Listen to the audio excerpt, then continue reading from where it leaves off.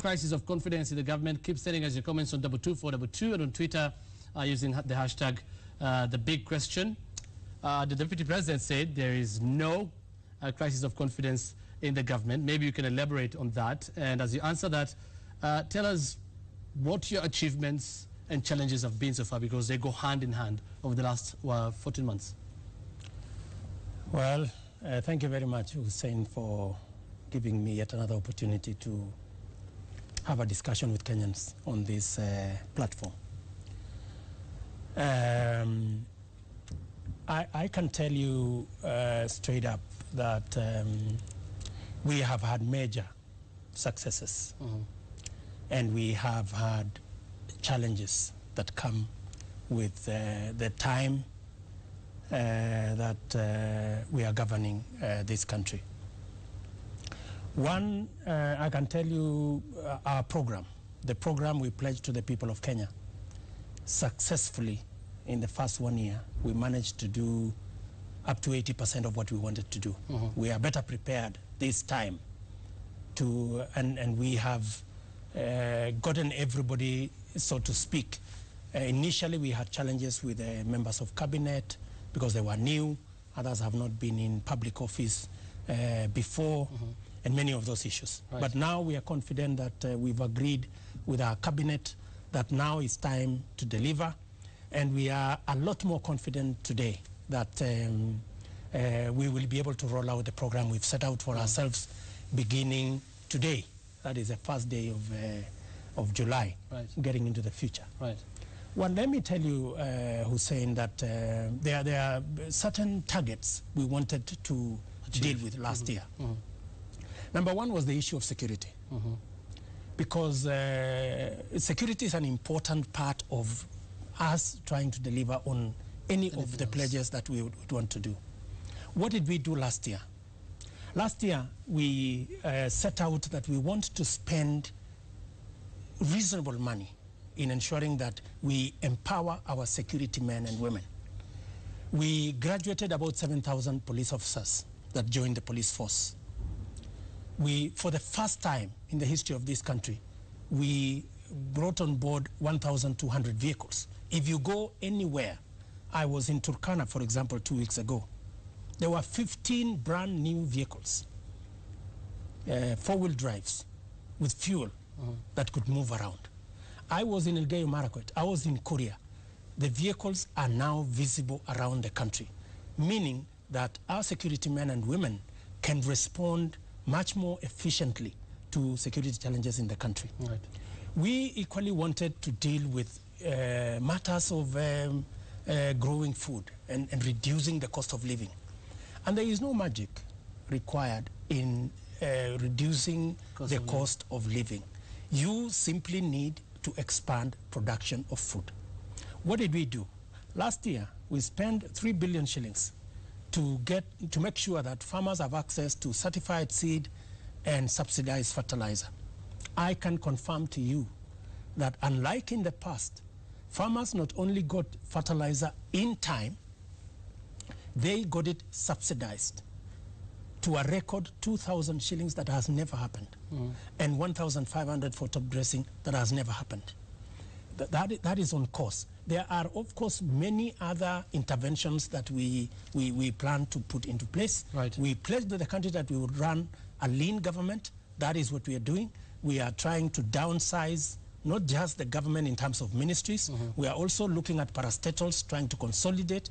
We may get rid of up to about 80 parastatals and quasi-government departments that are just eating government money, so that we can run a much more efficient, much more clear executive and government. Right. You've talked about cost of living briefly before we go to a short break.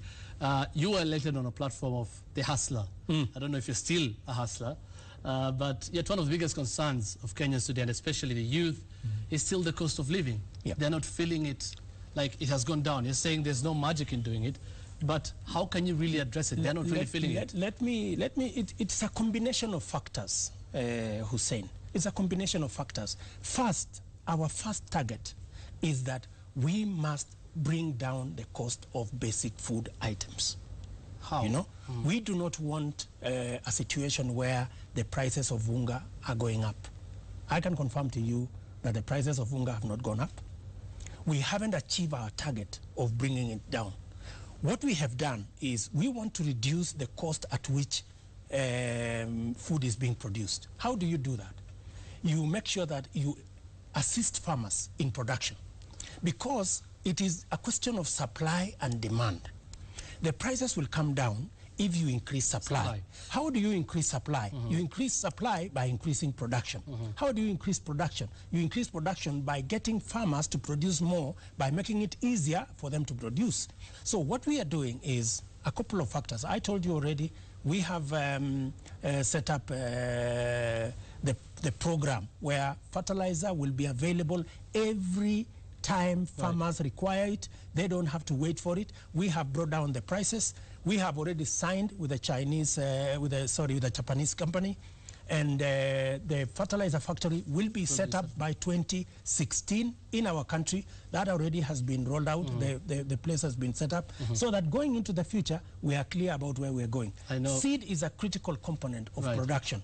We are trying to get farmers to produce more so that we can bring down the prices of food. Let me conclude by saying we have our flagship project. We have now signed with the Israeli government for the first 10,000 acres. The next 100,000 acres will be rolled in next year. Part of the money we raised from the Eurobond, we are going to spend on this sector of agriculture, because for us to be able to deliver on the 1 million acres, we need to build about 2 dams. Yeah, we need to invest in the dams so that we have sufficient water to get our program in Galana rolling. And believe you me, we are on course in making sure that we bring the cost of living down. And I have to ask you this question again, with all due respect to all those things you've told me, and they're very important. When will the Mwananchi, because there's no easier way to ask it, when will the Mwananchi see the cost of unga and cost of living going down? Progressively. The first thing we have done, Hussein, and you should give us credit, is that we have stopped the process of prices going up. Okay. At least that we have achieved. Now, the exercise we are engaged in is to drive the cost of food items down. You wouldn't want to commit yourself to any timelines? Let me tell you, we are rolling our program. Some we have realized already. I mean, we are now confident that going forward, we will maintain the prices of farm inputs at a reasonable price. I can also guarantee to you that we have put in place the necessary mechanism to begin the production of food items. Let's have this discussion again 1 year from today. Maybe we will be talking you're telling different. Me now after 1 year we'll have the cost of living down. Okay. Deputy President William Ruto is our guest on the big question. We're asking if there's a crisis of confidence in the government. He's talked about a lot of issues that we're going to talk about more after this short break, including the effects of the Eurobond and very, very significantly security and the challenges we are facing. Join us after the break.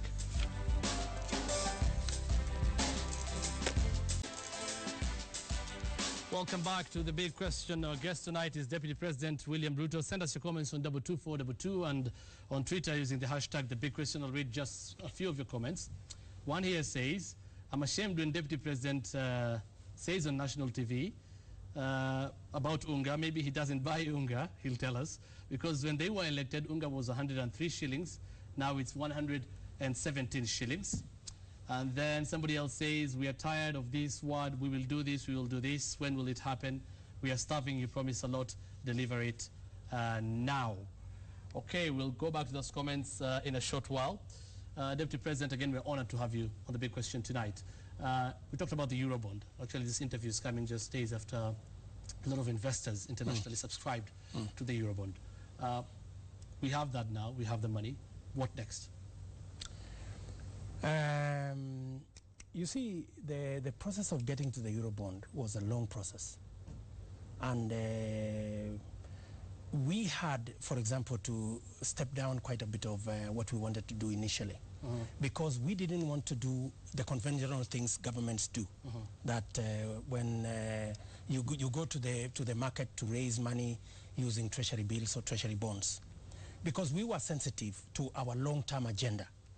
We want to change the Kenya.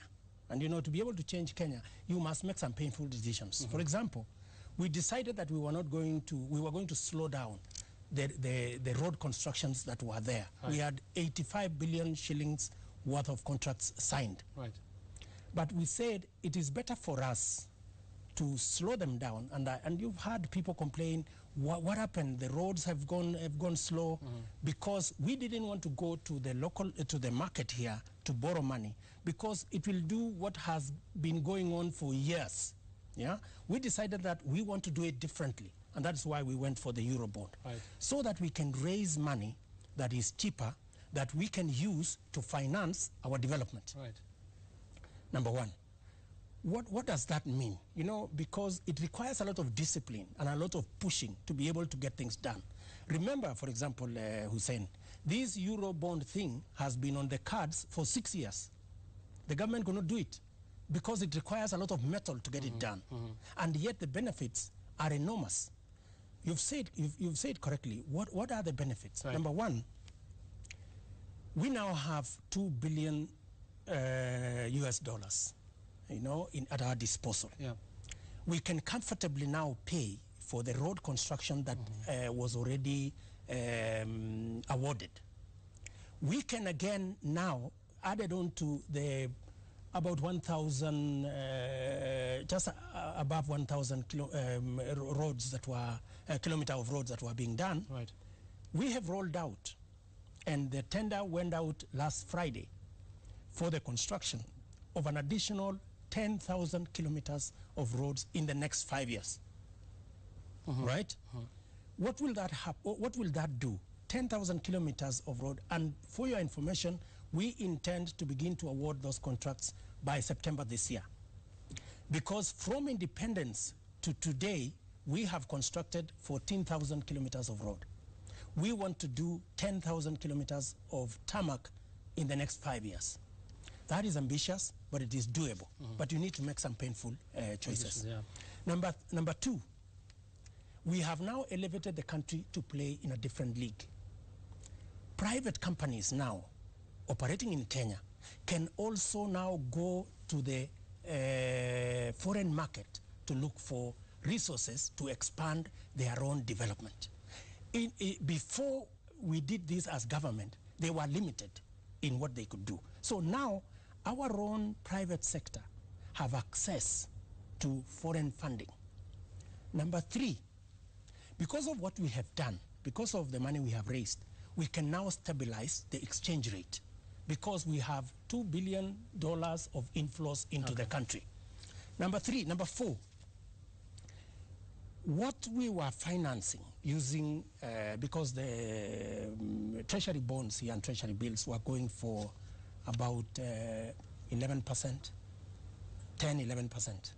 Now we got the Eurobond at 6.6%, right, almost half. So we have access to more money that is cheaper, and therefore we can do more of what we wanted to do as government. Okay. But the silver bullet in this is that the private sector, you know, the ordinary Kenyans, the micro enterprises, the corporate entities in Kenya, we have now gotten government out of borrowing locally, right, which means we are not crowding out, you know, credit that would otherwise be available to smaller people to do smaller business, you know. What that means is that the interest rates naturally will begin to come down. You remember we talked about a single-digit interest rate regime. Right.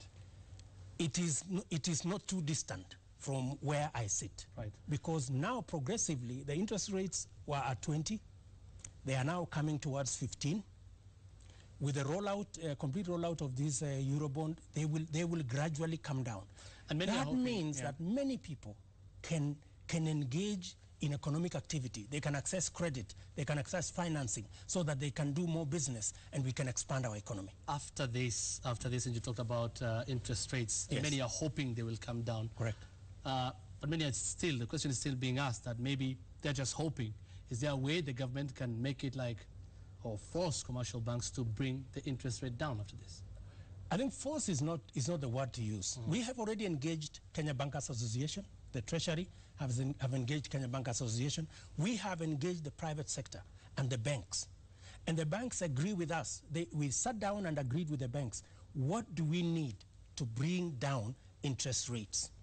The banks told us government first should get out of borrowing locally. That's what we've done as government, right? Mm-hmm. Number two, they want the registry, lands registry, automated. That is what is going on with the Charity Ngilu enterprise. We are on top of that game. It is moving very well, and we are getting results. Yeah. Number three, we agreed with them, the Kenya Bank Association, that now the central bank is going to set up a rate, you know, a reference rate, that all banks must refer to it as the base rate. Okay. And then every bank will be required now by law to disclose. If the base rate at central bank is 8%, you need to explain to your borrowers, from 8%, why are you lending at 12 or 13 or 14 or 15? All right. So that the borrower can understand why he is paying more than what the central bank has set. Okay. We have also agreed that as opposed to everybody being required to produce a collateral, we have now agreed with Parliament that we will roll out the regulations that will make it possible for banks to lend on account of credit rating.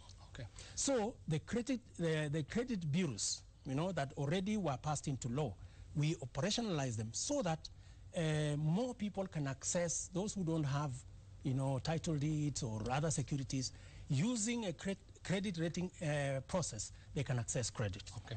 Let's a host of issues that we have rolled out, and we believe that. And let me finish by saying the following: access to credit, Hussein, is a very critical element of growing the economy. Let me give you an example. When I was member for Parliament for Eldoret North, women in my constituency then, we organized a table banking concept that would make them access credit. We started with, I think, about 5 million shillings. Last year, the president himself attended the annual general meeting of that organization. They had over 600 million shillings. Women, ordinary women at home, you know, that is the power of access to credit that is reasonably priced. And that is what we are driving. Right. Well said. Let's move now to an issue that is affecting and is in the minds and lips of every Kenyan right now, and that is security. And I'm going to start by playing a clip here from the Interior Cabinet Secretary, Joseph Olelenku. We are seeing the political noise energizing the Al-Shabaab activities in the country. Tunaona opposition ikianza kurecruit Mungiki tena. Na tuogopi kusema, hakuna kuogopa. Recruiting Mungiki to advance a political cause will not be accepted by government. Okay, the first question I'd like to ask you is this true? Is what the minister is saying true? The minister operates out of intelligence information. I think it is not lost on anybody to realize that there's been a close association between some politicians with the people who are associated with Mungiki, all right? And I don't think the minister could make such a huge statement from a position of ignorance. But let me say the following. Where we started, Hussein, you know, we need to look at security as it is. And we have had serious security issues in our country. I have just mentioned to you the steps that we have taken to rein in matters of security in our country. First, policemen could not respond because they had no transport We are progressively, we've gotten the first 1,200 vehicles. Right. We are getting an extra 2,000 vehicles this year because we want to motorize our policemen so that they can deliver. Okay. If you kindly let me stop you there, because I'll give you time to tell me what exactly you're doing on security. But just to follow up again on what the Honorable Minister said, you're saying definitely he can't say that unless he has evidence and intelligence on the same.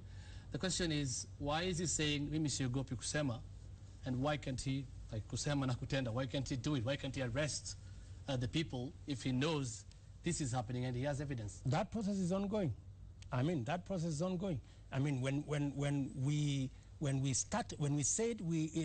said, for example, the issues in Peketoni were political, many people did not believe us.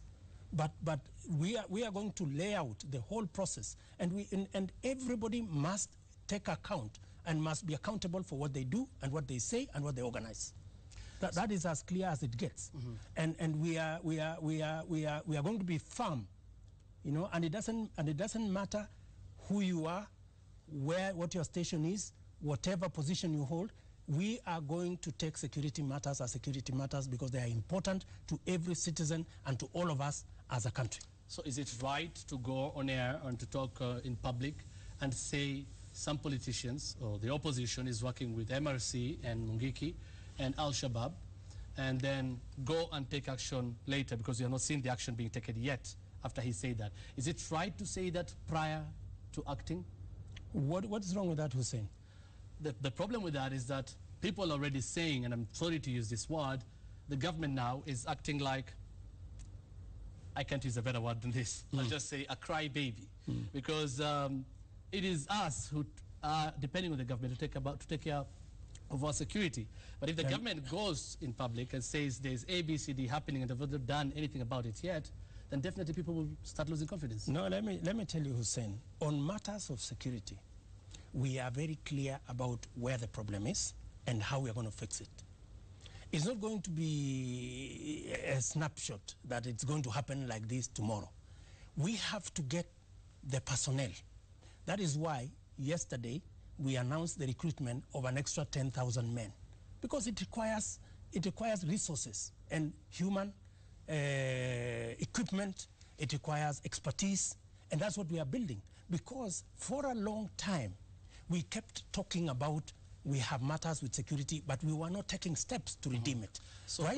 from what the minister is saying, and from what you're saying then, is that we expect action to be taken. Let me tell you. After what he said, especially the opposition working with all these groups. We are going to take steps on everybody.